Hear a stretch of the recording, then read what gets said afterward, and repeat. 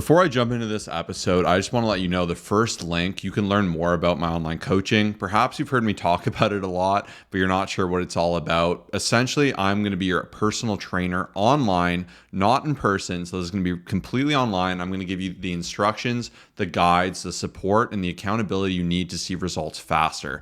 And I believe in what I do so much that my results are fully guaranteed, but I won't waste too much time talking about it. You can learn more about how I approach nutrition, accountability, training, goal setting, using the best science and systems that are available at my website there. So go ahead, check that out. And if you want to work with me one-on-one, definitely apply because I'd love to work with you and get you in the best shape of your life. So once again, first link down below or in the show notes. You can check that out there. Now into the episode. What's going on, everybody? Welcome to the Fit, Healthy, and Most of All Happy podcast. I'm your coach and host, Josh, here with his co-host and co-coach, KG, and I'm in the house. And today we're going to be talking about some underrated habits that we use to get and stay lean. You got to try these out if you're looking to lose body fat and have a lifestyle where you actually have a lean physique, you maintain a lean physique, and these are the habits we actually use. So what's number one, Kyle?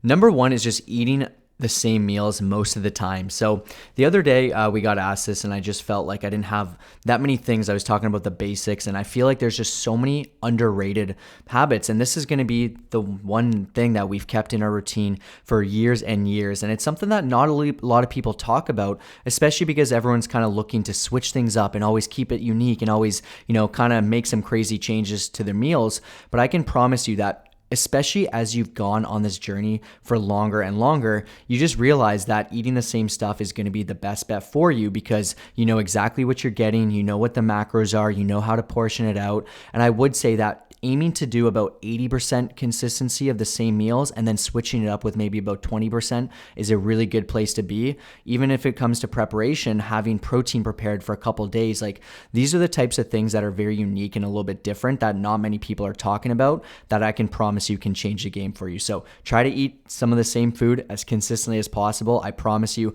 it'll change your physique, your mindset, and all that great stuff. So one underrated habit I'd really recommend is find a cardiovascular form of exercise that you enjoy. If you're burning a lot of calories, it's not going to be a solution if you're eating it all back. Like Kyle said, you need to approach nutrition. This is such a big part of it. That's a no-brainer. But for instance, we recently started playing hockey, and even for me playing hockey, there's no hiding. It's hard for me just to want to go outside and run and sprint. But when I'm sprinting to a puck and I want to win, it makes it very natural for me to burn quite a lot of calories, really exhaust myself in terms of my cardio and do it in a really fun way. So I love hockey. I love rock climbing. I try to get that in. We love mountain biking. And the more you can kind of find these habits that you enjoy where you can actually make cardio fun. We actually made a ton of YouTube videos on this previously. And I used to be a skateboarder. It's just super easy to stay lean because you're doing so much activity. This isn't realistic for everyone, but it's an easy way to inject some fun into it. For me, volleyball, I can consistently count on getting some really good cardio 1, 2, 3 times a week.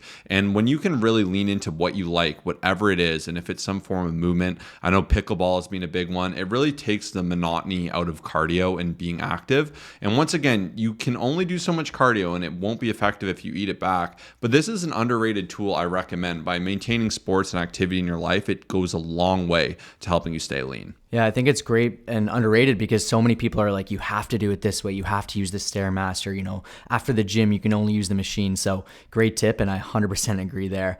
Next up is saving your calories for your hunger window. So in terms of the nutrition, great tip, especially because I know it's easy. I know we have the same meals and we kind of can sometimes not really think about what's going on in our brain, in our social life, in our lifestyle, and all that stuff. And I think we maybe just kind of stick to things we know, right? Breakfast, lunch, and dinner, and then it's kind of just the same stuff over and over. But when you realize based off of your lifestyle that different things are going to be going on, you can absolutely still succeed. And knowing that even if there's a day that's more social, you can save calories for later. If you're always social at dinner, you can absolutely do that. But you're 100% going to be better off saving more calories for later, as most people are social later on in the day, as well as your willpower may be a bit lower. So it's also important to pay attention to trends and see when you're craving specific foods and maybe when your willpower is a bit lower. And you can still absolutely stay on track by doing this instead of just eating all your calories all in the morning at lunch and then having nothing left over.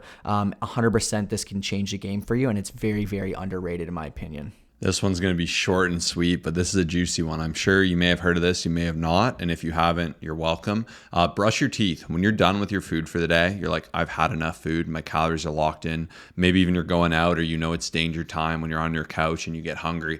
Brush your teeth. Like that extra step of being like, oh, I've already brushed my teeth. It's so powerful. It's amazing. Make that change and just start doing it a little bit earlier. So even last night I had a really late massage. I brushed my teeth. I hit my calories and I kind of locked in, and it made me really kind of gear down a little bit faster, which is nice, and it helped me avoid any temptations. Even, you're coming back from that massage, you're chilling, you smell that burger place out the window. It's that extra step, and it really does go a long way. And even like completing your MyFitnessPal log and mark as complete, you don't want to undo it. For my clients, I challenge them to put in their spreadsheet, like lock it in, have that extra form of accountability. And this is a tiny, tiny tip, but it could be a big changer in your life. Those little things that force you to not be able to eat later on, it makes such a big difference, and I absolutely love that. Next up, number 5 is just going to be weighing yourself every day and drawing the average. So it has been shown over and over again that those who weigh in consistently will lose more weight over time. Now, there's so many different benefits.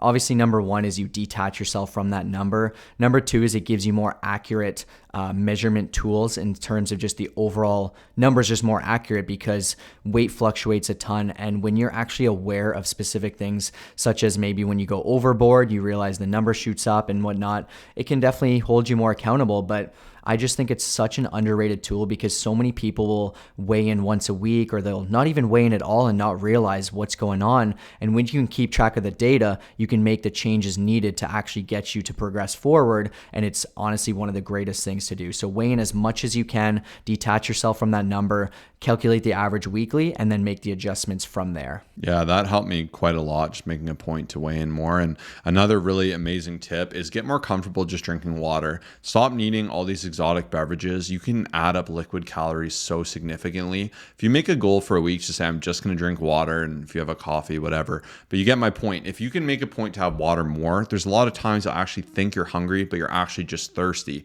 By making a point to be more commonplace with water, even when you feel you need to reach for something, when you have that water to reach for, you'd be amazed at how much snacking you can really avoid by just making this conscientious effort. So for me, like water has been one of my best tools. It's helped me maintain my leanness. It's helped me stay hydrated. It's helped prevent overeating. And I know it sounds very simplified, but I can assure you this is such a difference maker. You just got to execute on it. And next up, you're going to want to aim to be at least 80% consistent instead of 100% perfect. I know a lot of people who struggle on this journey are the ones who are aiming for perfection and they just beat themselves up. They're the people that are hard on themselves. They're the people who just can't stick to it for a certain amount of time because everything they do is so unrealistic. And honestly, consistency is what breeds results and creates resilience. I have something written down here. Perfection is impossible, and even if it were, it wouldn't teach you anything. So when you just aim for progression versus perfection, you aim to be a little bit better. You make a few small changes each week. You take the tip that Josh just said, instead of doing anything drastic, I'm going to cut out those extra liquid calories and I'm going to drink more water. It's amazing at how things can compound, and it's so underrated as not many people are talking about it because they're trying to get you to go all in and do these crazy changes and these perfect keto approach and all this other stuff. And that's why so many people are failing. So do your best to be 80% consistent instead of 100% perfect. And then my last tiny tip, but it's a big one, try to have a cutoff time at night. So I'm not talking about fasting or anything like that, but I like the rule of 8 p.m. I feel nothing good happens after 8 p.m. And just by saying I'm going to try and wrap up my food there, you'll avoid a lot of that junk food or those late night eats that you probably shouldn't be partaking in anyways. You'll probably save a lot of money. And another bonus one on top of this is deleting food delivery apps. I know they can be convenient.